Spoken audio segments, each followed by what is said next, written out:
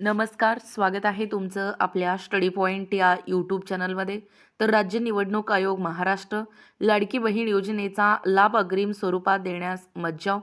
मुंबई दिनांक 12 महानगरपालिका निवडणुकीच्या पार्श्वभूमीवर राज्यात आदर्श आचारसंहिता लागू असताना लाडकी बहीण योजनेचा नियमित किंवा प्रलंबित लाभ देता येईल, परंतु जानेवारी महिन्याचा लाभ हे अग्रिम स्वरूपात देण्यास राज्य निवडणूक आयोगाने मज्जाव या ठिकाणी केला आहे. लाडक्या बहिणींना मकर संक्रांतीची मोठी भेट.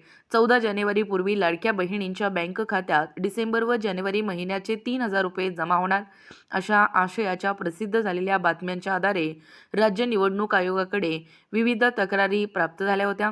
त्या संदर्भातील वस्तुस्थिती जाणून घेण्यासाठी लाडकी बहीण योजनेसंदर्भात शासनाने घेतलेल्या निर्णयाबाबत स्पष्टीकरण देण्यात यावे, असे राज्य निवडणूक आयोगाने मुख्य सचिवांना कळवले होते.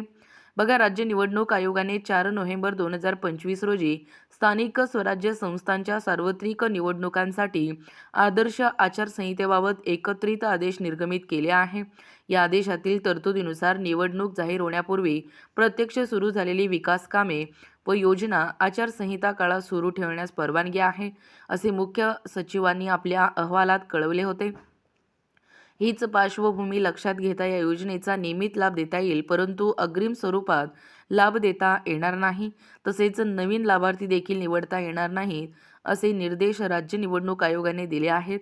बघा, लाडकी बहीण योजना अग्रिम स्वरूपात लाभ देण्यास आपल्या निवडणूक आयोगाची ही नोटीस आहे आणि यामुळेच फक्त 1,500 रुपये आले आणि उर्वरित जे वितरण आहेत ते देखील आचारसंहितानंतर होणार आहे.